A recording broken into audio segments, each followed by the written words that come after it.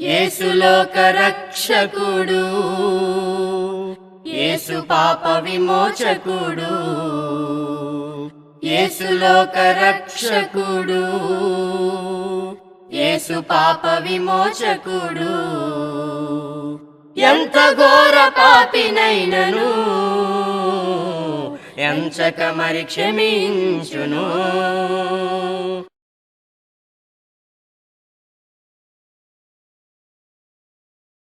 ప్రభునందు ప్రియమైనటువంటి ప్రియ సహోదరులకు సోదరిమణులకు క్రీస్తు యేసు నామములో నా హృదయపూర్వకమైనటువంటి వందనాలు.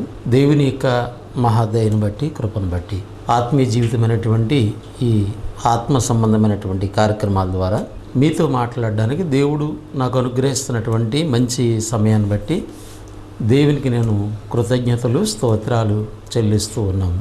ఈ ప్రత్యేకమైనటువంటి సమయంలో దేవుని యొక్క వాక్యం నుండి కొన్ని సంగతులు మనము ఆలోచన చేద్దాం. ప్రభునందు ప్రియులారా, ఈ చెప్పబడుతున్నటువంటి ఈ కార్యక్రమాలు మీ జీవితాల్లో రక్షణ దీవెనకరంగాను, తద్వారా మీ జీవితాలు దేవునికి మహిమకరంగా ఉంటున్నాయని మేము ఆశిస్తూ ఉన్నాం. ప్రేమతో, ప్రయాసతో ఈ కార్యక్రమాలు మీకు అందిస్తూ ఉన్నాం. చెప్పబడుతున్నటువంటి మాటల్ని వ్యర్థపరుచుకోకుండా వాటిని మీరు విని అర్థం చేసుకుని వాటి ప్రకారంగా జీవించి క్రీస్తు రెండో రాకడలో ఆయనతో పాటు ఉండేటువంటి ఆ పరలోక భాగ్యాన్ని మీరు పొందుకునేటువంటి బిడ్డలుగా ఉండాలని ప్రేమతో మీకు మనవులు చేస్తూ ఉన్నాను. కనుక ప్రభునందు ప్రియమైనటువంటి ప్రియ సోదరి సహోదరులారా, దేవుడే నీకైనా నాకైనా ధైర్యం అనేటువంటి ఆలోచన కలిగి మనం జీవిస్తాం. మన ధైర్యం ఏంటంటే దేవుడే. నా జీవితంలో ఎలాంటి పరిస్థితులు మనకు ఎదురైనప్పటికీ కూడా నీవు, నేను, దేవుడే ధైర్యం అనేటువంటి ఆలోచనతో ఈ లోకంలో మనం జీవించాలి. మనం జీవించటమే కాదు, దేవుడు అంటే మనకి ఎంత ధైర్యం ఉందో అది లోకం ఉన్నటువంటి వారు చూసి మన దేవుని యొక్క గొప్పతనాన్ని వాళ్ళు తెలుసుకోవాలి. కనుక పరిశుద్ధ గ్రంథములో అనేక మంది భక్తుల యొక్క జీవితాలు దేవుడు మన కొరకు వ్రాయించారు. ఒకనాటి ఇశ్రాయేలు ప్రజలైనటువంటి వారి గురించి దేవుడు వ్రాయించినటువంటి ఒక మాటను మనము జ్ఞాపకం చేసుకుందాం. న్యాయాధిపతుల గ్రంథము 5వ అధ్యాయము 2వ వచన భాగములు ఇలా ఉంది. ఇశ్రాయేలులో యుద్ధశాలులు ధైర్యము కనపరిచిరి, ప్రజలు సంతోషముగా సిద్ధపడిరి, యెహోవాను స్తుతించరి. ఇశ్రాయేలులో యుద్ధానికి వెళ్తున్నటువంటి ఆ యుద్ధశాలులు ధైర్యాన్ని కనపరిచారట. ఇది చూసినటువంటి తనతో ఉన్నటువంటి ప్రజలు వాళ్ళు సంతోషంగా సిద్ధపడ్డారంట వాళ్ళ ప్రయాణానికి. రెండవదిగా వారు దేవుణ్ణి స్తుతించారు. అంటే ఈ యుద్ధశాలుల వల్ల తనతో ఉన్నటువంటి ప్రజలు వాళ్ళు కూడా ఏం పడలేదు, భయపడలేదు, వాళ్ళు ధైర్యపడ్డారు. ధైర్యంగా ఉండటం వల్ల వాళ్ళు ఏం చేశారు? సంతోషాన్ని కలిగి ఉన్నారు. రెండోదిగా వాళ్ళు దేవుని స్తుతించేటువంటి పిల్లలుగా ఉన్నారు. ఈ వాక్య భాగం యొక్క ఉద్దేశాన్ని ప్రియ సోదరి సహోదరుడు ఆలోచన చేస్తున్నావా? నువ్వు ధైర్యాన్ని కోల్పోతే నువ్వు సంతోషంగా ఉండలేవు. నువ్వు ధైర్యాన్ని కోల్పోతే దేవుని స్తుతించలేవు. కానీ ఇక్కడ వారికి ముందున్నటువంటి యుద్ధానికి వెళ్తున్నటువంటి ఆ యుద్ధశాలులు ధైర్యం కనపరిచారంట. వాళ్ళకి ధైర్యం ఏంటి? దేవుడే. యుద్ధము యెహోవాది కనుక వాళ్ళ పక్షాన్ని యెహోవా యుద్ధం చేస్తున్నాడని ఆనాటి దేశాలన్నింటికి అర్థమైపోయింది, ఆనాటి ప్రజలందరికీ అర్థమైపోయింది. కనుక వారిని వెంబడిస్తున్నటువంటి వారు సైన్యం ముందు వెళ్తుంది, వారు వెనకొస్తున్నటువంటి ఆ ప్రజలు ధైర్యంగా ఉన్నారు. వారిని చూసి ధైర్యం తెచ్చుకున్నారు. కనుక వారు సంతోషముగా ఉన్నారు, దేవుని స్తుతించేటువంటి బిడ్డలుగా ఉన్నారు. ఇక్కడ మనం నేర్చుకునే మాట ఏంటంటే, నీలో నాలో ధైర్యం లేకపోతే నువ్వు సంతోషంగా ఉండలేవు, దేవుని స్తుతించలేవు. అందుకే దుఃఖాలను బట్టి, కష్టాలను బట్టి, శ్రమలను బట్టి కృంగిపోతున్నాం, దిగులు పడుతున్నాం, భయపడిపోతూ ఉన్నాం. నీ భయము దేవుని స్తుతించేలా చేయదు. నువ్వు కృంగిపోతే దేవుని ప్రార్థించేలా చేయనివ్వదు. కనుక ప్రభునందు ప్రియ సోదరి సహోదరుల, మరి నా జీవితాలు అలాగున్నాయా? మరి క్రీస్తుని కలిగి ఉన్నటువంటి పిల్లలుగా మనము ఎలా ఉన్నాం? యేసుక్రీస్తునందు ఆయన పిల్లలు బలవంతులుగా ఉంటారనేటువంటి సత్యాన్ని దేవుని వాక్యం మనకు తెలియజేస్తుంది. అపోస్తుడైనటువంటి పౌలు తిమోతికి రాసినటువంటి 2వ పత్రిక 2వ అధ్యాయం 1వ వచన భాగంలో తిమోతి గారితో చెప్తూ ఈ మాట రాశారు. నా కుమారుడా, క్రీస్తు యేసునందున్న కృపచేత బలవంతుడు కమ్ము. ఇవి ఎలా ఉండాలి?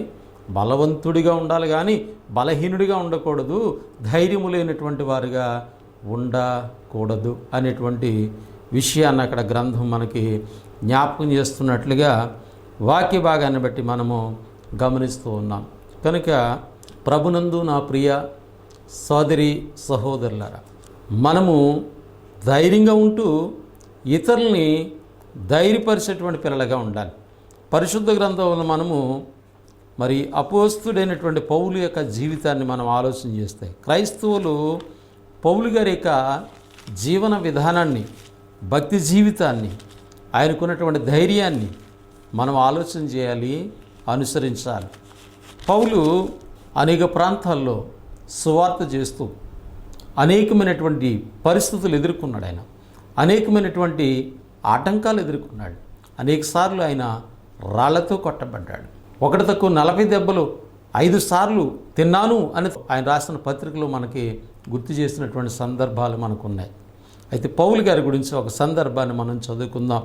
అపోస్తుల కార్యములు 27వ అధ్యాయంలో వారు సముద్రంలో ఒక ప్రయాణాన్ని కొనసాగిస్తున్న సందర్భంలో ఆ సముద్రంలో ఆ ఓడకి అనేకమైన ఆటంకాలు ఎదురయ్యి వారి ప్రయాణము కొనసాగింపలేక వారి ప్రాణాలు పోతాయి అనేటువంటి పరిస్థితుల్లో మరి వాళ్ళందరూ కూడా చాలా భయపడిపోతూ ఉన్నారు, దిగులు పడుతూ ఉన్నారు. మన గ్రంథం నుండి కొన్ని వచనాలను చదువుకుందాం. అపోస్తుల కార్యం 27వ అధ్యాయం 20వ వచనం. కొన్ని దినములు సూర్యుడైనను నక్షత్రములైనను కనబడక పెద్ద గాలి మా మీద కొట్టినందున ప్రాణములతో తప్పించుకుందుమను ఆశ బొత్తిగా పోయిను.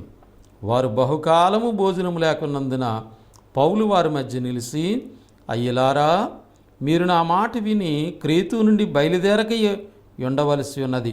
అప్పటి హానియు నష్టమును కలగపోను. ఇప్పుడైనను ధైర్యము తెచ్చుకున్నాడని మిమ్మల్ని వేడుకొనిచున్నాను. ఏం చెప్తున్నాడండి వాళ్ళకి? ఇప్పుడైనను ధైర్యం తెచ్చుకోండి అంటే వాళ్ళు ఏం లేదని అర్థం. ధైర్యాన్ని కోల్పోయారు వాళ్ళు. సూర్యుడైనను చంద్రుడైనను వారికి తెలియట్లే, ఎక్కడున్నారో ఏమైపోతున్నారో పరిస్థితి తెలియట్లేదు. ప్రాణాలతో బ్రతికితామనేటువంటి ఆశ లేదు, అంటే ప్రాణ నష్టం జరిగేటువంటి అవకాశం వచ్చింది, మరణానికి వెళ్ళిపోయిన పరిస్థితి వచ్చింది వాళ్ళకి. వాళ్ళు ఎంతమంది అంటే 276 మంది ఉన్నారు పౌలుతో పాటుగా వాళ్ళు. అంటే పౌలు తీసేస్తే 275 మంది ఉన్నారు ఆ వాడలో. ఈ 275 మంది కూడా ప్రాణాలతో బ్రతుకుతామనేటువంటి ఆశ లేనటువంటి వారుగా వాళ్ళు ఉన్నారు. మరొక్కడు దేవుని సేవకుడు, క్రీస్తుని కలిగినటువంటి వాడు, క్రీస్తునందు బలవంతుడిగా ఉన్నటువంటి వాడు, క్రీస్తునందు ధైర్యంగా ఉన్నటువంటి వాడు. అపోస్తుడైనటువంటి పౌలు జీవితం ఎలా ఉందో ఇక్కడ మనం ఆలోచన చేస్తూ ఉన్నాం. అది చెప్తున్నాడు, ఇప్పుడైనా నువ్వు ధైర్యము తెచ్చుకునడి, మిమ్మల్ని వేడుకొనిచున్నాను. వాడికే కానీ మీలో ఎవని ప్రాణమునకు హాని కలగదు. నేనెవరి వాడునో ఎవని సేవించుచున్నాను. నేను ఎవరి వాడిని, ఎందుకు భయపడతాను, నేను ఎందుకు దిగులు పడతాను, ఎవరిని సేవిస్తున్నాను? నేను క్రీస్తు వాడిని, క్రీస్తు ద్వారా తండ్రి అయిన దేవుణ్ణి ఆరాధిస్తున్నటువంటి వాడిని, క్రీస్తు పరిచారకుణ్ణి, క్రీస్తు సేవ కొరకు నేను ప్రత్యేకింపబడినటువంటి వాడిని, క్రీస్తు కొరకు నా ప్రాణాన్ని లెక్క చేయకుండా జీవిస్తున్నటువంటి వాడిని. నేను ఎవడివాడినో, నేను ఎవరిని సేవిస్తున్నాను? ఆ దేవుడు గత రాత్రి ఒక దూతను పంపించి, పౌలు నువ్వు భయపడొద్దు, నువ్వు కాదు, ఈ వాడలో ఉన్నటువంటి 276 మందిని కూడా నీకు అప్పగిస్తూ ఉన్నాను, ఎవరికి కూడా ఏ హాని జరగకుండా నేను నిన్ను కాపాడుతానని నాతో దేవుడు తన దూత ద్వారా తెలియజేశాడు.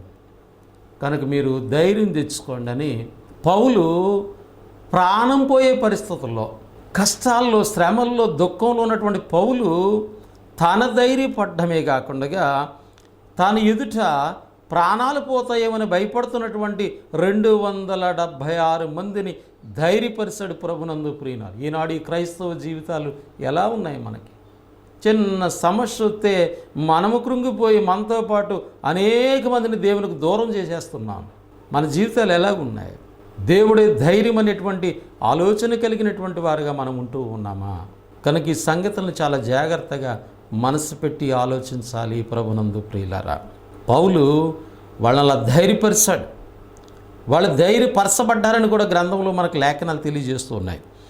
అపోస్తుల కార్యం 27వ అధ్యాయం 33 వచ్చిన భాగం చూసినట్లయితే, తెల్లవారుచుండగా పౌలు 14 దినముల నుండి మీరేమీ పుచ్చుకొనక ఉపవాసముతో కనిపెట్టుకుని ఉన్నారు గనక ఆహారము పుచ్చుకునుడని మిమ్మల్ని వేడుకునిచున్నాను.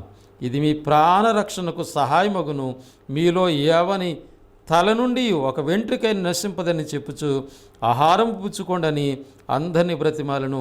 ఈ మాటలు చెప్పి ఒక రొట్టెను పట్టుకుని అందరి ఎదుట దేవునికి కృతజ్ఞతాస్తుతులు చెల్లించి దాన్ని విరిచి తినసాగెను. అప్పుడు అందరూ ధైర్యము తెచ్చుకొని ఆహారము పుచ్చుకునిరి. ప్రభునందు ప్రియులరా, దేవునికి కృతజ్ఞతలు చెల్లిస్తూ ఉన్నాం. పౌలు ఎంత గొప్ప ధైర్యవంతుడో దేవునిలో. దేవుడే తన ధైర్యం. నేను ఎవడవాడిని ఎవరిని సేవిస్తున్నాను, నాతో పాటు మీ ప్రాణాలకి హాని జరగదు. ధైర్యం తెచ్చుకోండి. ధైర్యంగా ఉండాలి దేవుని పిల్లలు. దేవుడు యొక్క సహాయం నీ జీవితంలో రావాలంటే నువ్వు ధైర్యంగా ఉండాలి. ముందు పరిస్థితులకు కృంగిపోకూడదు, పరిస్థితులకు భయపడిపోకూడదు. కనుక అక్కడ ఆ 276 మంది కూడా ధైర్యాన్ని తెచ్చుకున్నారని ఈ లేఖనాలు మనకు తెలియజేస్తున్నాయి. ప్రభునందు ప్రియ సోదరి సహోదరుడా, నా జీవితంలో ఇలాంటి జీవితం, ఇలాంటి బ్రతుకు, ఇలాంటి సాక్ష్యం నీ గురించి ఎవరైనా చెప్పుకుంటున్నారా? నువ్వు ఇలాగా బలహీనమైనటువంటి వారిని, ధైర్యాన్ని కోల్పోయినటువంటి వారిని నువ్వు దేవునిలో ధైర్యంగా ఉంటూ, దేవుడైనా ధైర్యం అంటూ, క్రీస్తునందు ఉన్నటువంటి బిడ్డగా మనం ఎవరినైనా బలపరచగలుగుతున్నామా?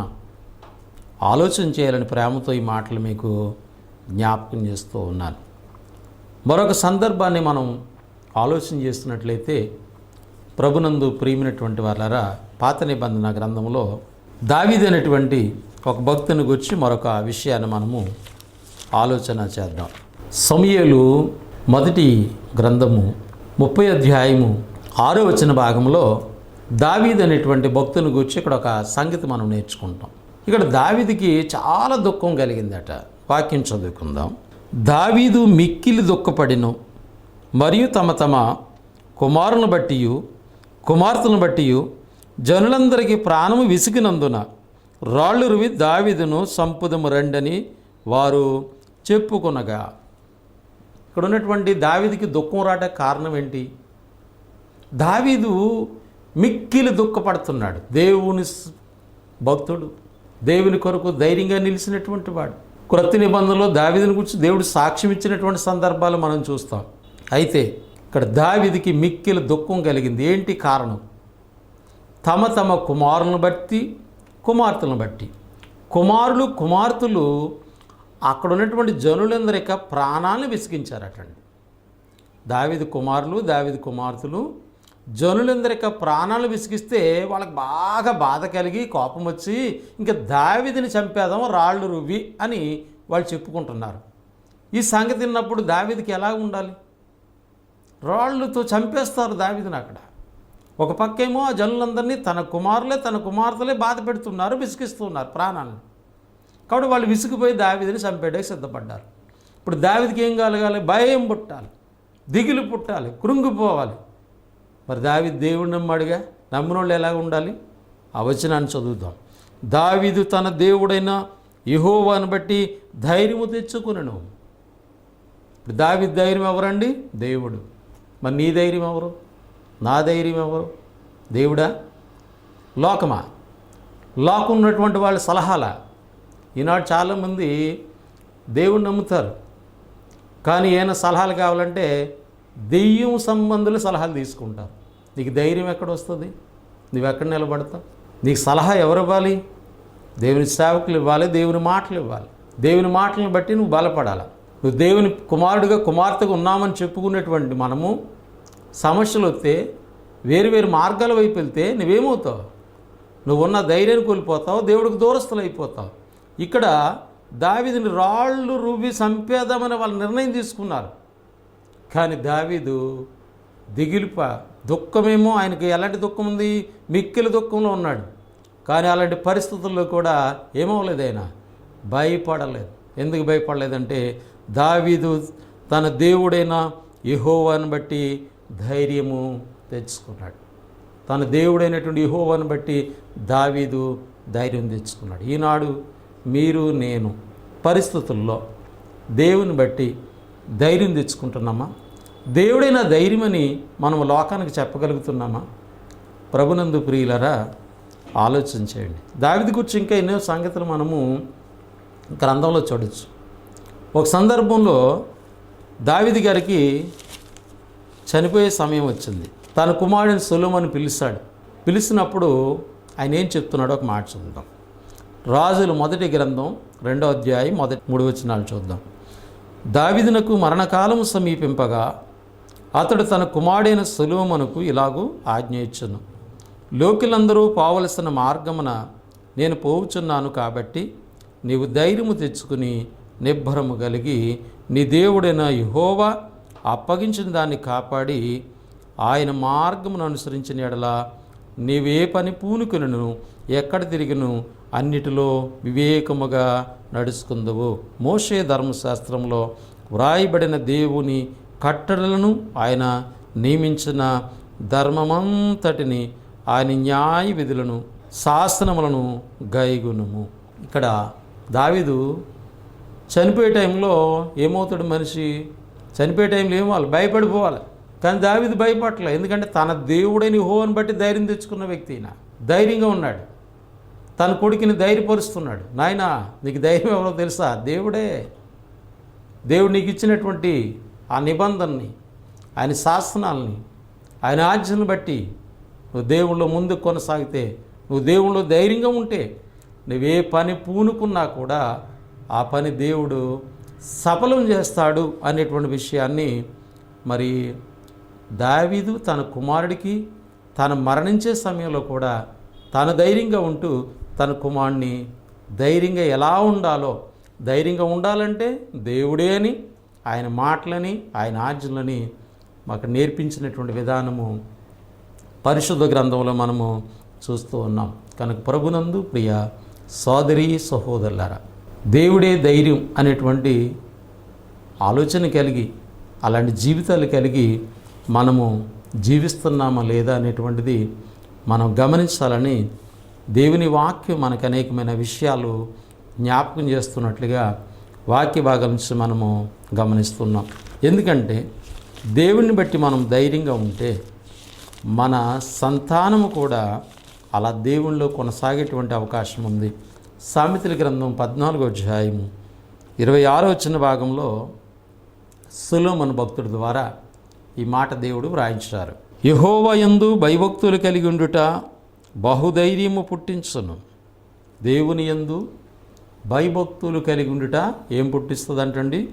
బహు ధైర్యాన్ని పుట్టిస్తుంది. అట్టివారి పిల్లలకు ఆశ్రయస్థానము కలుగుతుంది. ఎట్టివారి పిల్లలకి? ఎవరైతే దేవుని యందు భయభక్తులు కలిగి ఆ భయభక్తుల ద్వారా ధైర్యాన్ని తెచ్చుకుని దేవుడే ధైర్యమని జీవిస్తూ ఉన్నారో వాళ్ళ పిల్లలు కూడా అంతే. ఎందుకనంటే మనము దేవుళ్ళు పరిస్థితులకి భయపడకుండా ధైర్యంగా మనం వెళితే మన వెనకాల మన పిల్లలు కూడా అదే మార్గంలోకి వస్తారు. మనం దేవుణ్ణి నమ్ముకుని పరిస్థితులకు భయపడిపోయి ఆ మార్గాల వైపు ఈ మార్గాల వైపు అనేక ఆలోచనల వైపు మనం వెళ్ళిపోతే మన వెనకాల వచ్చే తరం కూడా అలాగే వెళుతూ ఉంటుంది. ఈనాడు అందుకే క్రైస్తవులు దేవుణ్ణి నమ్మామని చెప్పుకుంటున్నారు కానీ మాదిరికరంగా ఉండలేకపోతున్నారు. మన జీవితాలు ఇతరుని ప్రభావితం చేయలేకపోతూ ఉన్నాయి. ఖచ్చితంగా చేయాలి. ఈ జీవితం నా జీవితం ఇతరులని, కష్టాల్లో ఉన్నవాడిని, శ్రమలో ఉన్నవాడిని, ధైర్యాన్ని కోల్పోయే వాడిని మనము బలపరిచేటువంటి వారుగా ఉండాలన్నది దేవుని యొక్క ఉద్దేశంగా, దేవుని యొక్క ఆలోచనగా పరిశుద్ధ గ్రంథములు ఎన్నో సంగతులు మనకి జ్ఞాపకం చేస్తూ ఉన్నాయి. కనుక దావీదు గారి గురించి మనం చూసాం. మరణకాల పరిస్థితుల్లో కూడా ఆయన తన కుమారుణ్ణి ఆయన ధైర్యంగా ఉంటూ దేవుడే ధైర్యమని తన కుమారుడైన సొలొమోనుని బలపరిచినటువంటి విధానము గ్రంథంలో మనం చూస్తాం.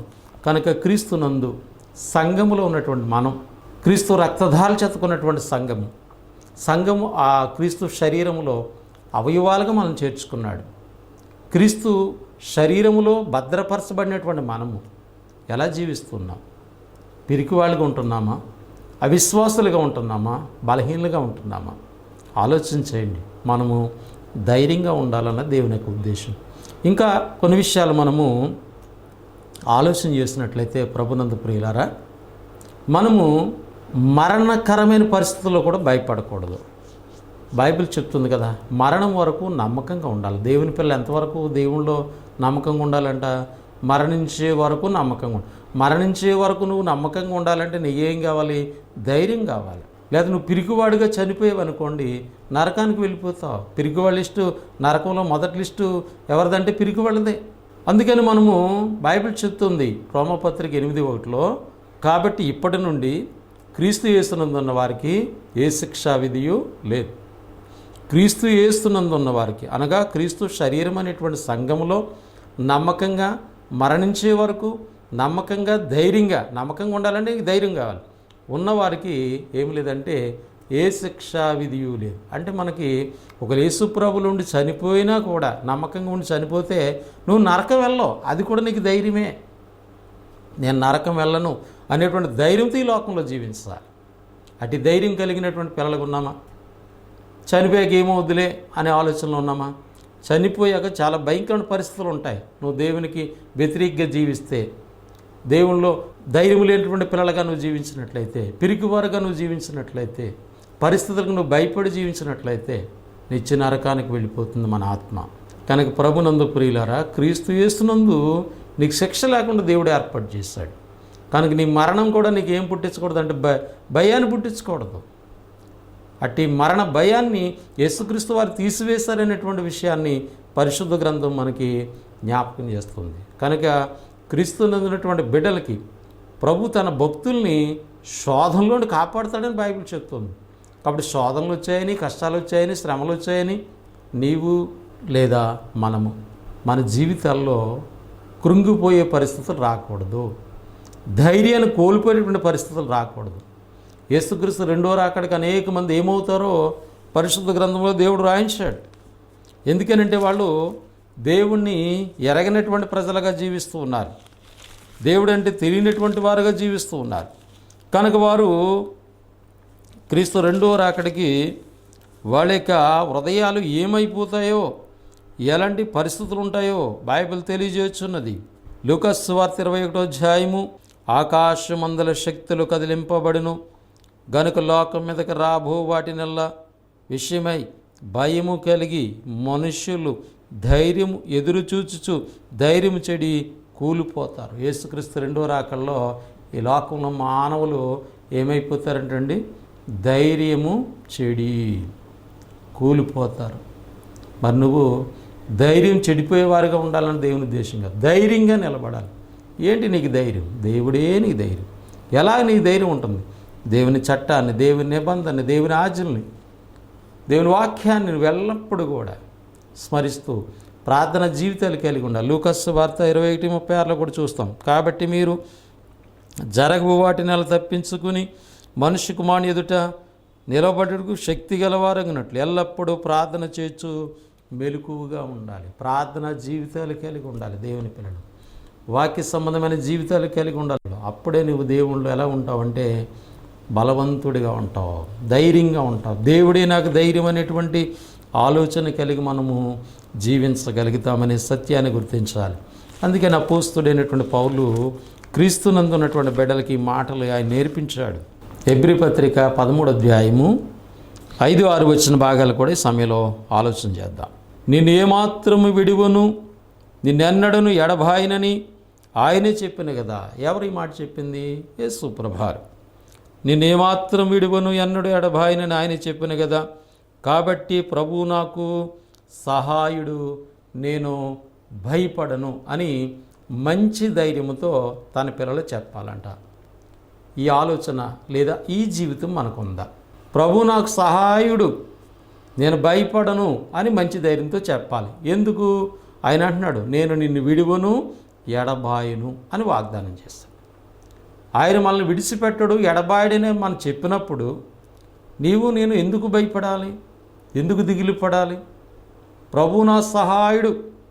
ఏ పరిస్థితులు వచ్చినా కూడా, ఎలాంటి పరిస్థితులు వచ్చినా కూడా, నా వ్యక్తిగత జీవితంలో కానివ్వండి లేదా ప్రభువుని బట్టి నా కొరకు ఎలాంటి పరిస్థితులు వచ్చినా కూడా నేను భయపడను అని మంచి ధైర్యంతో క్రైస్తవుడు జీవించేవారుగా ఉండాలి. అది దేవుని యొక్క ఉద్దేశం. ప్రభువే నాకు సహాయుడు, ప్రభువే నాకు ధైర్యం, అనేక సందర్భాల్లో అపోస్తలుల జీవితాలు, వారి సువార్త పరిచయం మనం చూసినట్లయితే పౌలుతో అనేక సందర్భాల్లో ఇదిగో నేను నీకు తోడై ఉన్నాను, నువ్వు భయపడకము, నువ్వు ధైర్యంగా ఈ పని చేయని చెప్పాడు ఆయన. కనుక దేవుని పిల్లలుగా మనము అలాంటి ధైర్యాన్ని కలిగి మనము జీవించగలుగుతున్నామా లేదా ఆలోచించేయండి. ప్రభునందు ప్రియమైనటువంటి వాళ్ళారా, దేవుడు నా జీవితాల్లో గొప్ప కార్యాలు చేయాలంటే దేవుడు మొదటిగా నీలో నాలో మనం దేవుడే నాకు ధైర్యం అనేటువంటి జీవితాలు మనకు ఉన్నాయో లేవో ఆయన చూస్తారు. దానియేలు గ్రంథం 10వ అధ్యాయంలో 18, 19 వచ్చిన భాగాల్లో దానియేలు గారు ఆనాటి తన ప్రజలు అనగా ఇజ్రాయేల్ ప్రజల యొక్క పరిస్థితులు చూసి వాళ్ళ దేవునికి వ్యతిరేకులుగా జీవించి మోషే ద్వారా దేవుడిచ్చిన ధర్మశాస్త్రాన్ని విసర్జించి ఆయన ఆజ్ఞను అనుసరించినందుకు ఆజ్ఞను అతిక్రమించడాన్ని బట్టి వారి మీదకి శిక్ష వచ్చింది. ఆయన ఒప్పుకుంటూ ప్రార్థన చేస్తున్నాడు, దేవా మోషే మాకు ఇచ్చినటువంటి ధర్మశాస్త్రాన్ని మేము నిరాకరించాము. మోషే చెప్పాడు ఆల్రెడీ, మీరు దేవుని మాటలు కనుక ఆజ్ఞలు కనుక పాటించకపోతే, ఈ మాటల ప్రకారంగా మీరు చేయకపోతే ఇందులో వ్రాయబడిన శాపాలు మీ మీదకు వస్తుందని చెప్పాడు. అవన్నీ కూడా మా మీదకు వచ్చేసాయి. అయినా కూడా నీ సత్యాన్ని బట్టి మేము బుద్ధి తెచ్చుకోవట్లేదు అని ఎంతో వేదన చెందుతూ బాధపడుతూ కృంగిపోతున్నటువంటి సమయము ఎవరిదంటే దానియేలుది. దానియేలు తన కొరకు కాదు, తన ప్రజల కొరకు కృంగిపోతున్నాడు ఆయన. ఆ సమయంలో దేవుడు ఒక దూతను పంపించి దానియేలుతో మాట్లాడినటువంటి ఒక సంగతి మనం చదువుకుంటూ ఉన్నాం. దానియేలు గ్రంథం 10వ అధ్యాయం 18, 19 వచ్చిన భాగం.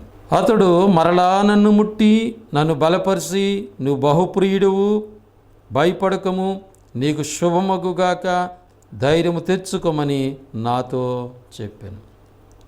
ఏం చెప్పాడంట? దేవదూత వచ్చి దానియేలుతోని, నువ్వు దేవునికి బహుప్రియుడువు, నువ్వు భయపడకు, ధైర్యంగా ఉండు, ఇదిగో ధైర్యం తెచ్చుకో అని చెప్పాడు. అంటే ఇప్పుడు దేవుడు తన బిడ్డల జీవితాల్లో ఏం చూస్తున్నాడు?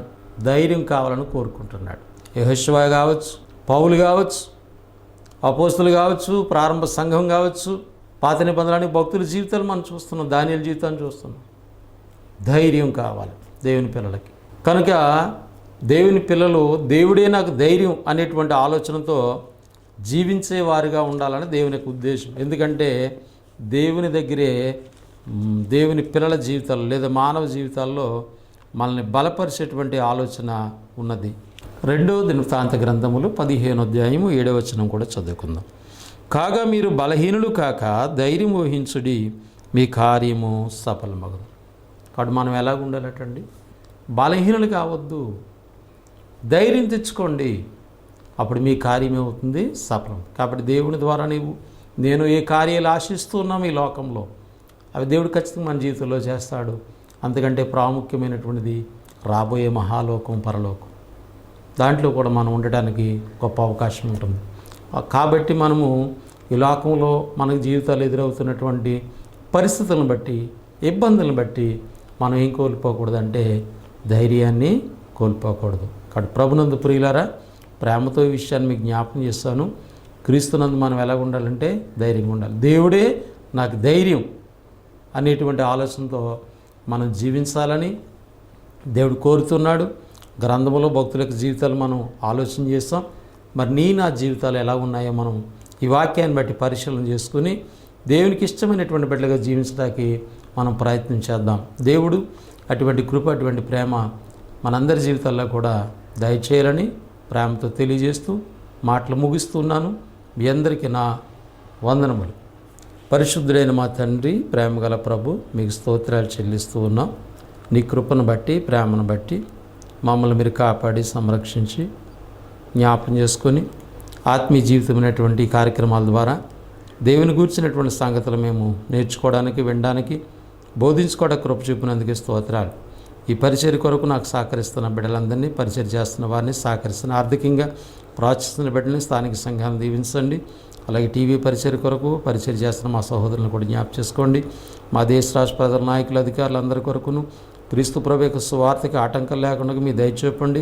ఎవరైతే ఆటంకాలు కలగజేస్తున్న అటు వారికి సరైనటువంటి జ్ఞానాన్ని ఇచ్చి, బుద్ధినిచ్చి మార్పు చెందడానికి మీ దయ చూపమని మమ్మల్ని పరిపాలించిన నాయకులను జ్ఞాపకం చేసుకుంటూ ఈ ప్రార్థనా విన్నపంలో దయతో అంగీకరించి మహిమ, ఘనత, ప్రభావాలు మీరు పొందమని యేసు క్రీస్తు నామములో ఈ ప్రార్థన అడిగి వేడుకొనుచున్నాము తండ్రి. ఆమెన్. మీ అందరికీ వందనములు. దేవుడు మిమ్మల్ని మీ కుటుంబాలను దీవించి ఆశీర్వదించునుగాక. ఆమెన్.